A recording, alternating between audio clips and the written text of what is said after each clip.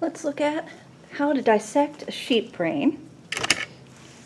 Probably the first thing you'll notice is how small this is compared to a human brain. There's one other major difference. Notice that the brain stem and then spinal cord stick out the back instead of down, and that's because of the different orientation of our heads. This one has the dura mater still attached. It's this tough membrane on the outside. That dura means tough. That would attach the brain to the skull and also contains the veins that remove the blood.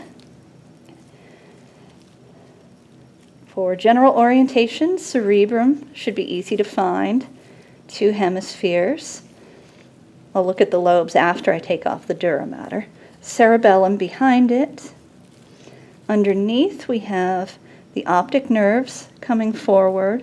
You may be able to see the olfactory bulbs here and the pituitary gland. If you have a brain without the dura mater still attached, the pituitary gland may also be removed because it tends to fall off with the dura mater. It just has a small stalk holding it on. And then you would have the midbrain, pons, and medulla oblongata after that. The first thing we need to do now is remove the dura mater. Most of it will just peel off, but around the optic nerves you may need to cut it just to keep from losing too much of the nerve, which I'm about to do. I'm ripping it. Okay. So let's try to keep that from happening. If we still have that X shape there, we can see and identify more.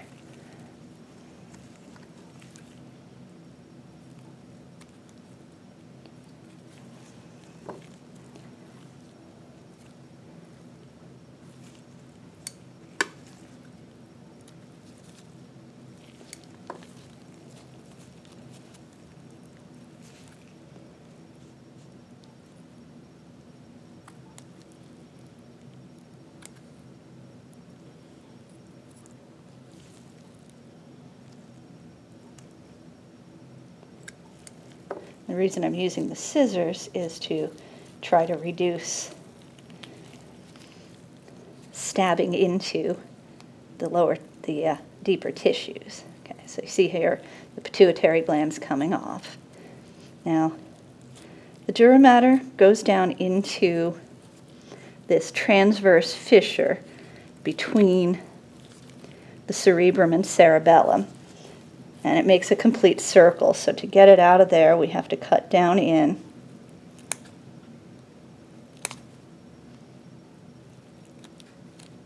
I think I've got a little bit of bone here. That's making it tougher to do. Okay.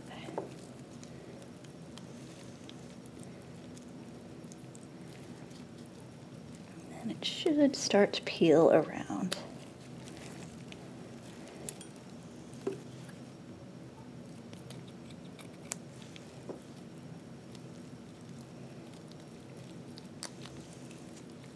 There we go.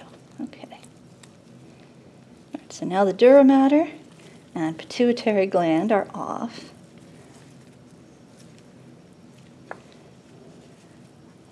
So from our side view, the lobes are not as obvious on the sheep, but we do have the same ones: frontal, parietal, temporal, and occipital. Cerebellum again. Here, so this X shape, it looks like I've broken the optic tract also. So this is where the visual messages come into the brain. Optic nerves are the anterior part. Optic chiasm is the center of the X.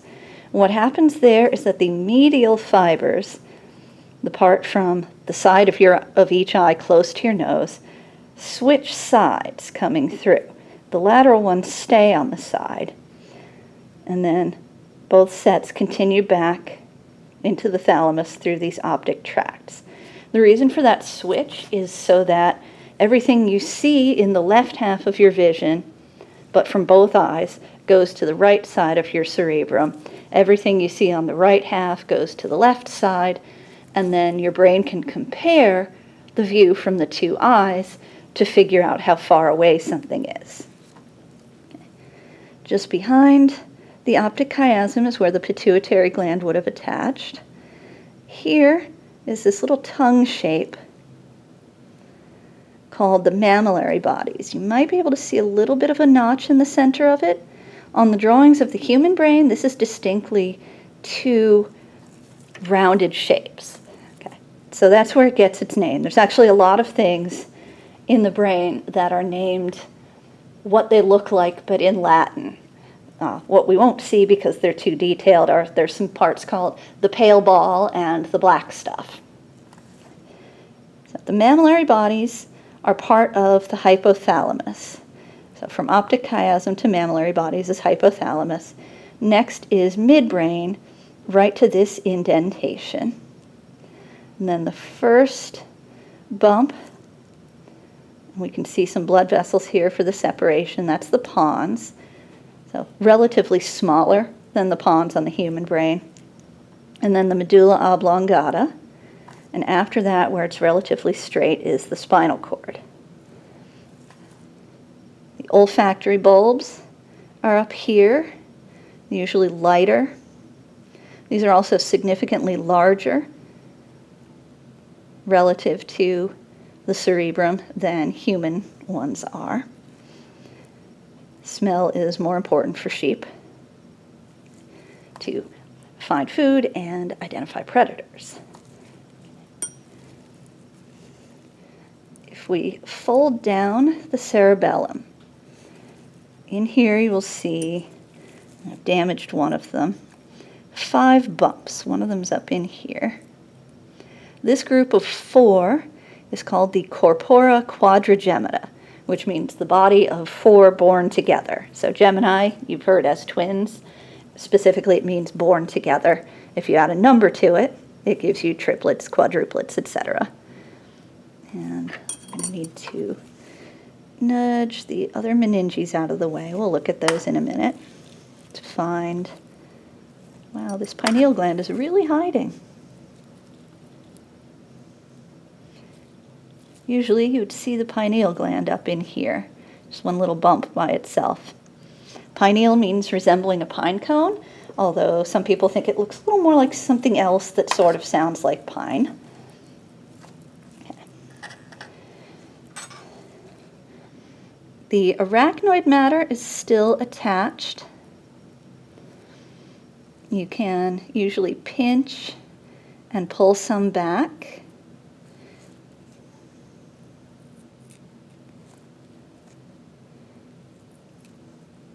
Once you do that, you may notice that the sulci can now separate. So, sulci are your indentations, gyri are your bumps. The arachnoid matter just smooths over the surface. But the pia matter, which we can't really see because it's so thin, either that or it's coming off with the arachnoid. I'm not 100% certain on the difference. The pia matter actually goes down into the sulci. Longitudinal fissure here. The arachnoid forms a webbing in it. Now that we've found everything on the outside, we're going to start in the longitudinal fissure to get a sagittal section. We're going to go all the way through. And all the way from front to back. And I've gone a little crooked in the brainstem. Okay.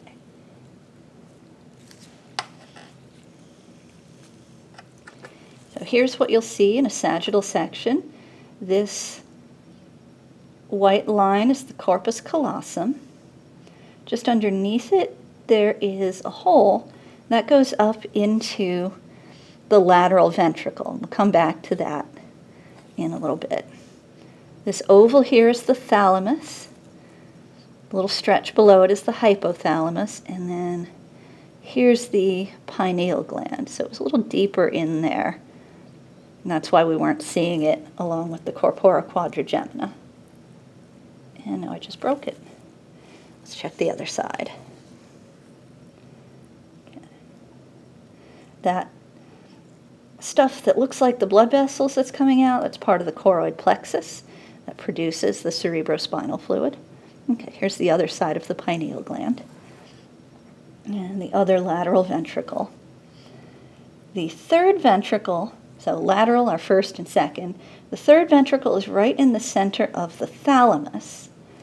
And generally you can't see it because if you cut right down the center, you're cutting into it, and you can't tell that there was a space there before you cut.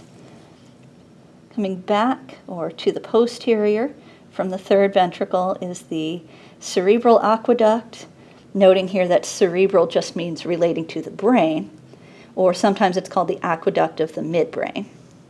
That continues back here to a little notch that sticks into the cerebellum, and that's the fourth ventricle. From there, the fluid goes into the spinal cord, where it's called the central canal. Okay, so from about here to here is the midbrain, and there's the pons and the medulla. Okay, so cerebellum's a little lower on the brainstem in the sheep, and that's in part because it has to be behind the cerebrum instead of below.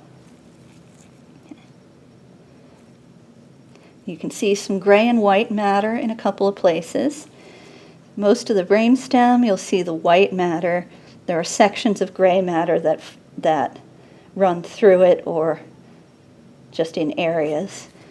On the cerebellum, you've got kind of a tree of white matter. That's been called the arbor vitae, which means tree of life, and then the gray matter is around it. On the cerebrum, unless you've cut in somewhere, you're only seeing gray matter of the cerebral cortex. And if we cut in, do a coronal or frontal section, that gets us two things. One is we see a little more of the lateral ventricle. The other is we can see the white matter that's deeper in the cerebrum. Otherwise, we just see the corpus callosum. And then here's a little bit more view of the lateral ventricle. Those should be all the parts you need to know on the sheep brain.